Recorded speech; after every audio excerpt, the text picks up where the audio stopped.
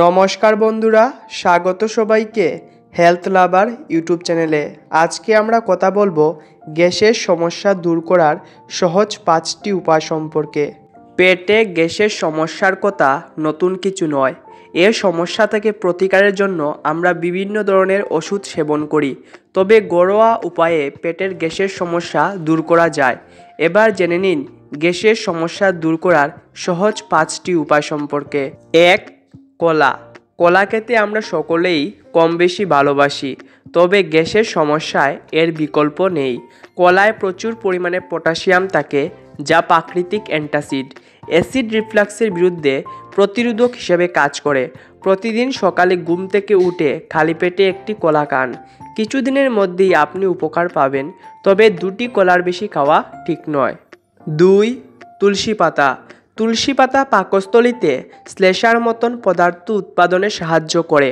সকালে চায়ের মধ্যে কয়েকটা তুলসী পাতা ফেলে দিন, চায়ের সঙ্গে ফুটতে দিন, খালি পেটে সেই চা খান, এতে চায়ের স্বাদ হবে দারুণ।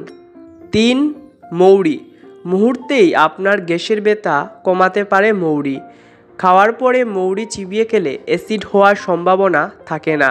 রাতের বেলা ঘুমোতে যাওয়ার আগে পানিতে মৌরি ভিজিয়ে রাখুন, পরের দিন সকালে খালি পেটে খান, কিংবা গরম পানিতে মৌরির সঙ্গে কয়েকটা পুদিনা পাতা দিয়ে ফুটিয়ে খেতে পারেন। এইভাবেও গ্যাসের সমস্যা থেকে রেহাই মিলবে।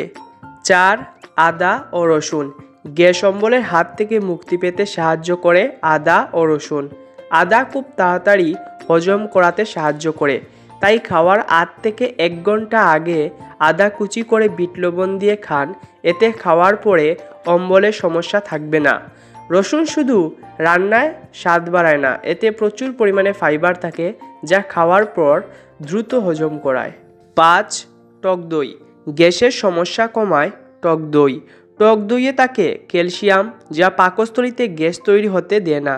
এর সঙ্গে বিট নুন মিশিয়ে খেতে পারেন, এতে আরও ভালো ফল মিলবে। টক দইয়ের ল্যাকটিক অ্যাসিড হজম প্রক্রিয়াকে আরও শক্তিশালী বানায়। তো বন্ধুরা, এই ছিল আজকের ভিডিও। আশা করি ভিডিওটি ভালো লেগেছে। ভালো লাগলে লাইক, কমেন্ট, শেয়ার করবেন এবং এরকম স্বাস্থ্য সম্পর্কিত ভিডিও পেতে হেলথ লাভার ইউটিউব চ্যানেলটিকে সাবস্ক্রাইব করবেন। ধন্যবাদ।